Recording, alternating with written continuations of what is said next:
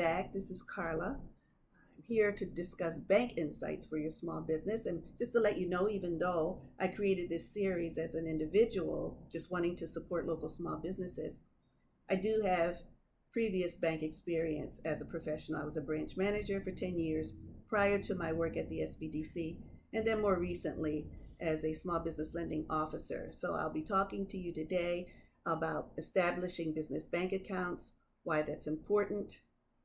I'll talk about business lending, considerations regarding business lending, and documents you may need to apply for business lending, why that's important, why those are big considerations. So if you're a brand new entrepreneur or if you're an owner of a growing small business, understanding these fundamentals can help you stay organized, build credibility, and access the resources you need to grow as a business owner.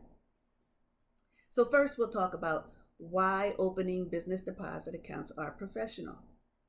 So first, it shows professionalism. It signals to customers, vendors, and lenders that you're a legitimate business, not just someone accepting payments in a personal account.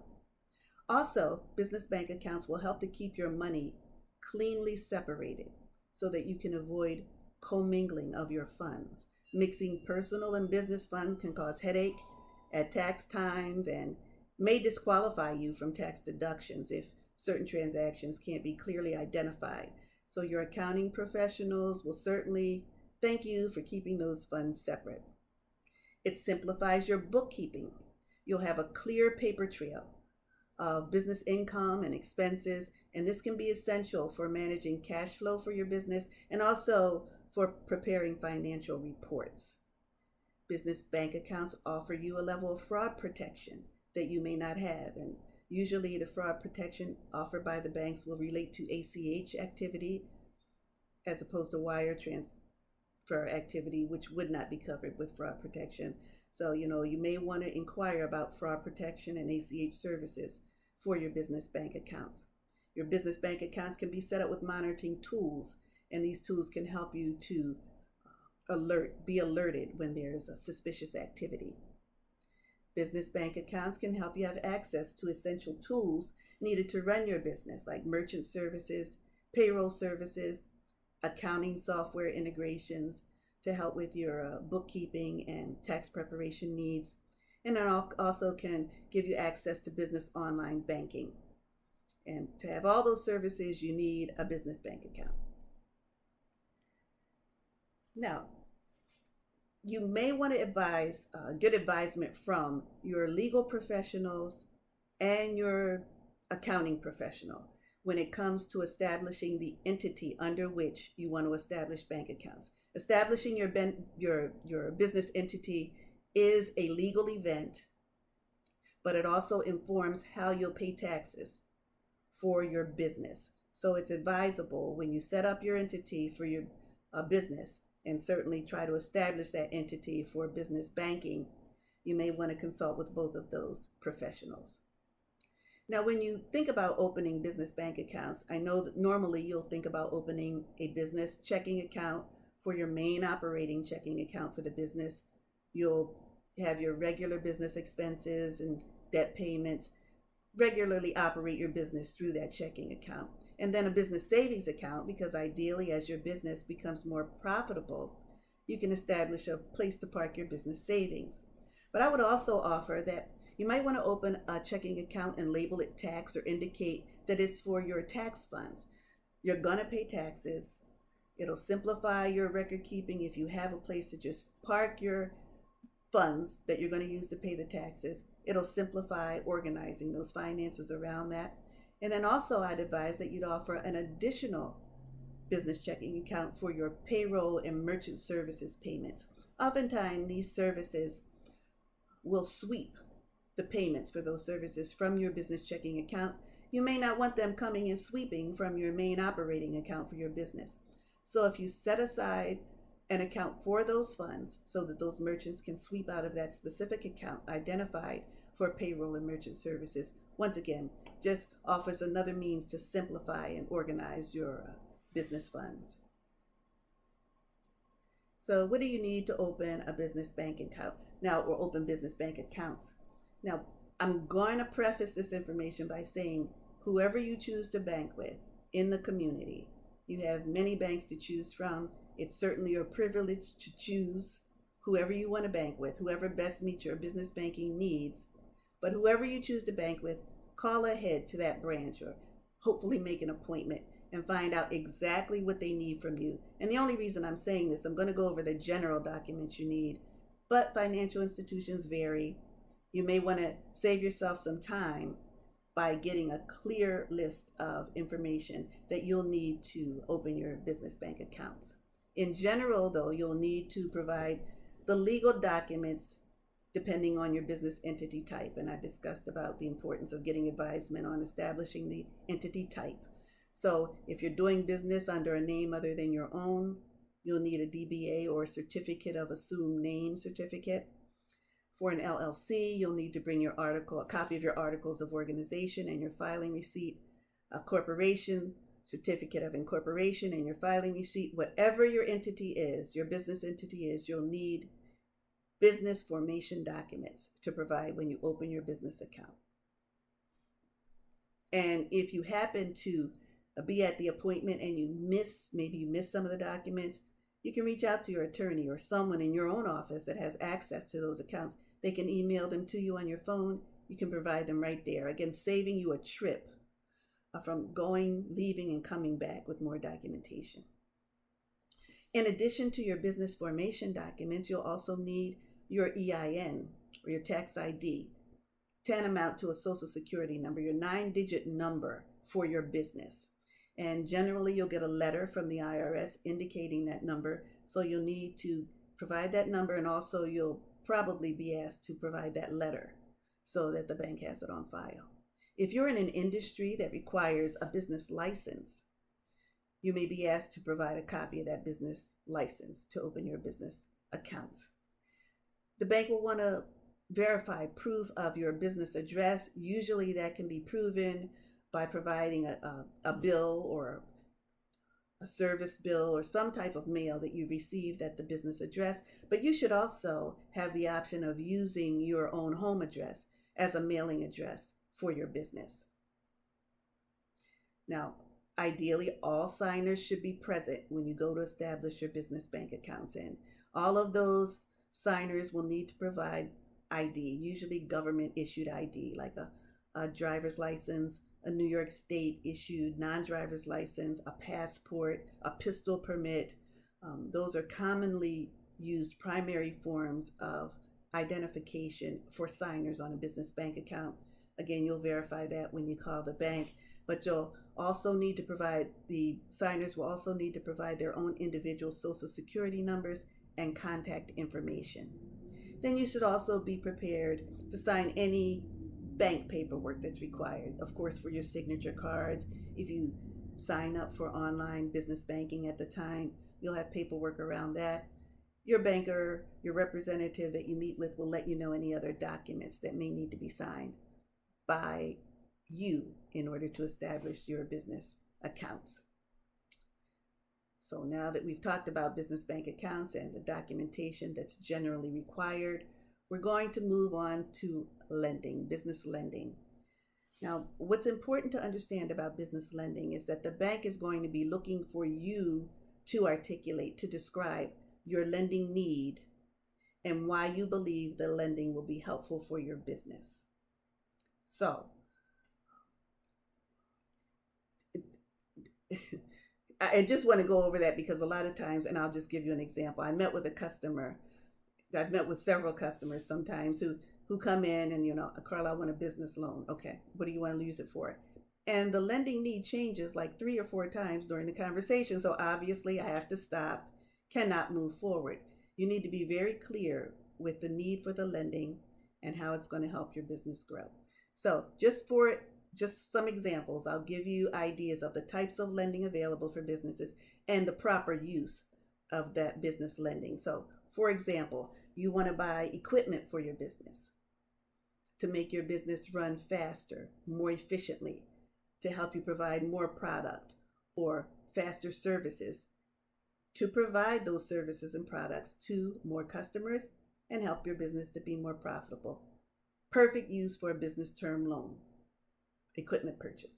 Or if you want to buy a vehicle for your business, you're at the point in your business where it needs a vehicle, or you need a bigger vehicle for your business to carry more products or materials or tools so that you can service or provide products for more customers.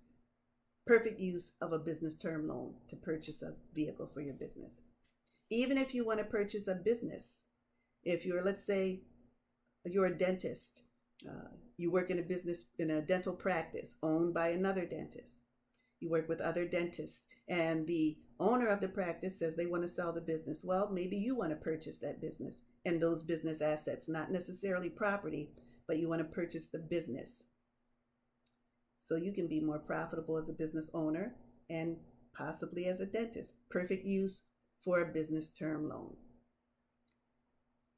Now, many times I'm sure you've heard about a business line of credit for working capital, and those can be useful for providing working capital to help you with flexibility for seasonal needs. If you have a business that makes more money at one time of the year than they do at other times of the year, you may need some working capital to help you through those slow times of the year.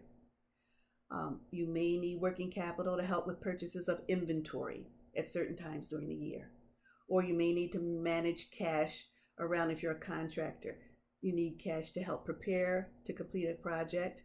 After you complete the project, you may need cash to help you while you wait to get paid.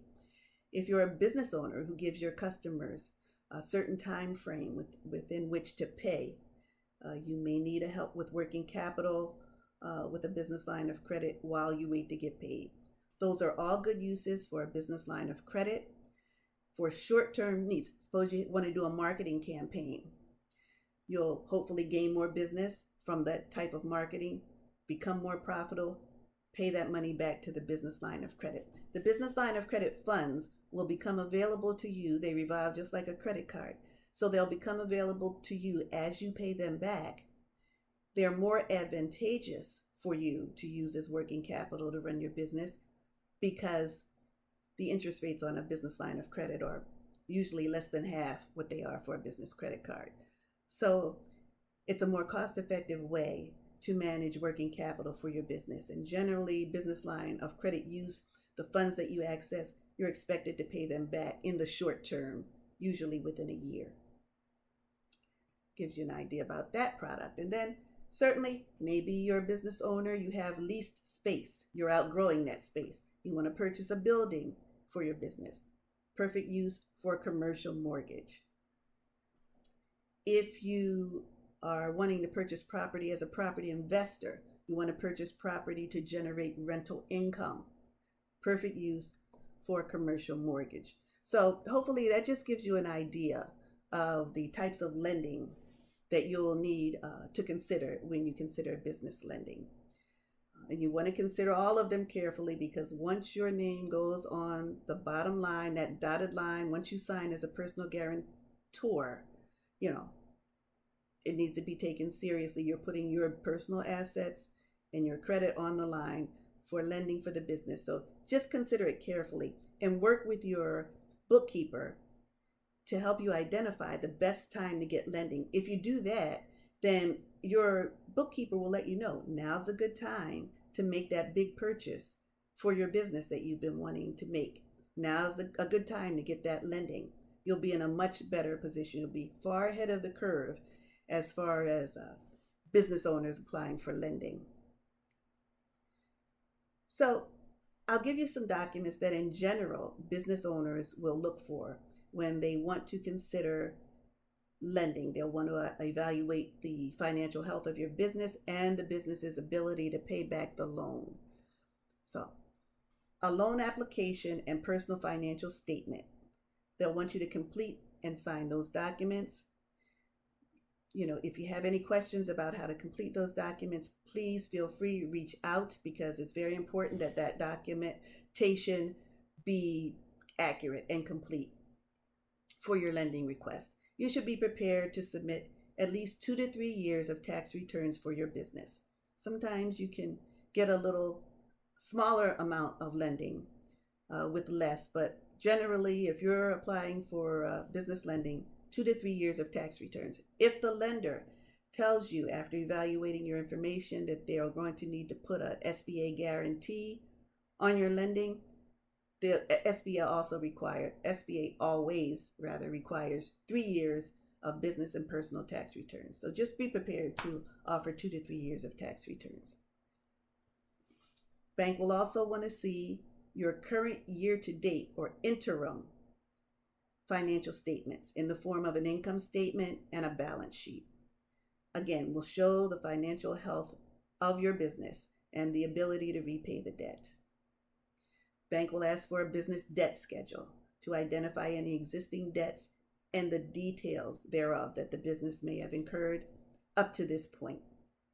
If you're buying equipment, you'll also need to provide a purchase agreement, bill of sale, something, invoice, something to indicate the details around that equipment, identify the details, and state the total purchase price of the equipment. Generally, bankers will lend for purchases of equipment or property or businesses. They'll lend up to 80%.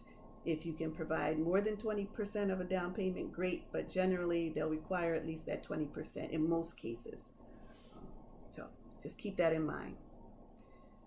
For real estate purchases, you'll need to provide a copy of the signed purchase agreement, signaling that you and the property seller, have come to an agreement on a purchase price, and then the bank can work towards getting you a mortgage for that property purchase. If you're purchasing real estate for rental investment purposes, to generate rental income, you'll also need, in addition to the purchase agreement, you'll need a copy of the current leases for that property and a copy of the current rent roll for that property, because the bank will be looking to indicate that rental income to help support the payments for the mortgage that you'll be requesting to purchase that property. For all property purchases, you'll need a list of the annual property expenses, taxes, maintenance, utility for the property that you're looking to purchase. Excuse me. Also, if you're buying a business, expect to provide the seller's last 3 years of business tax returns.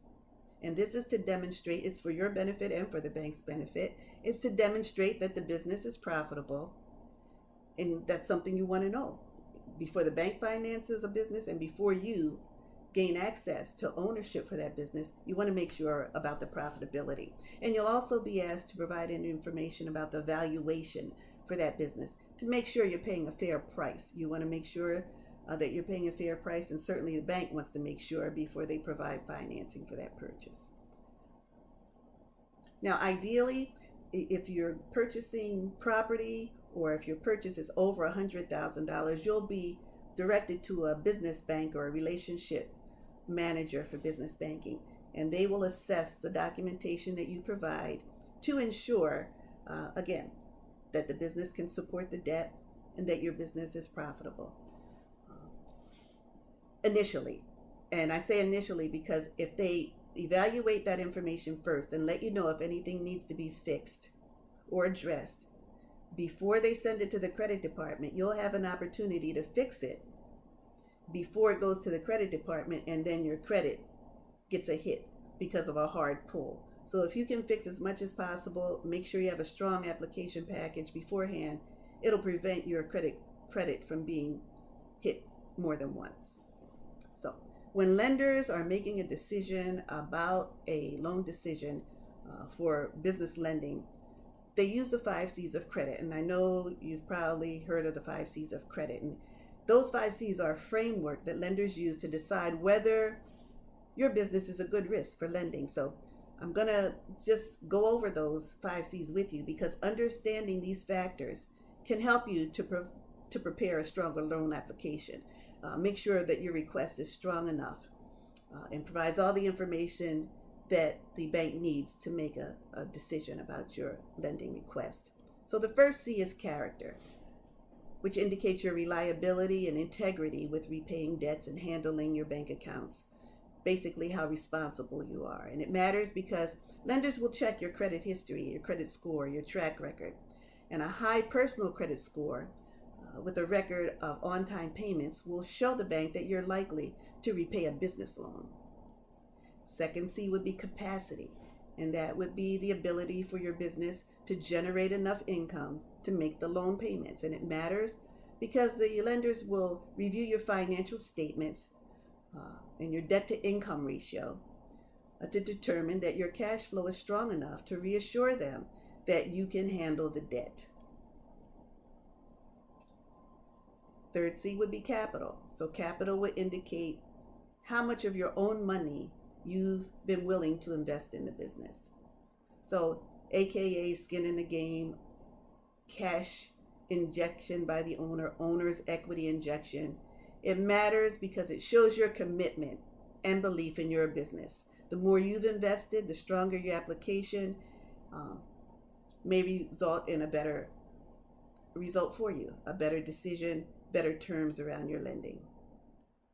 Collateral. Collateral includes the assets that you pledge as security for the loan.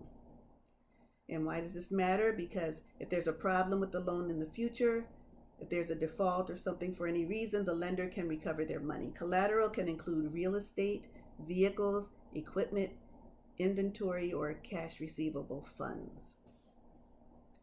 And the last C on the list is conditions. So the bank will consider the loan purpose as it relates to current economic conditions, the economic environment, and also conditions as it relates to your industry.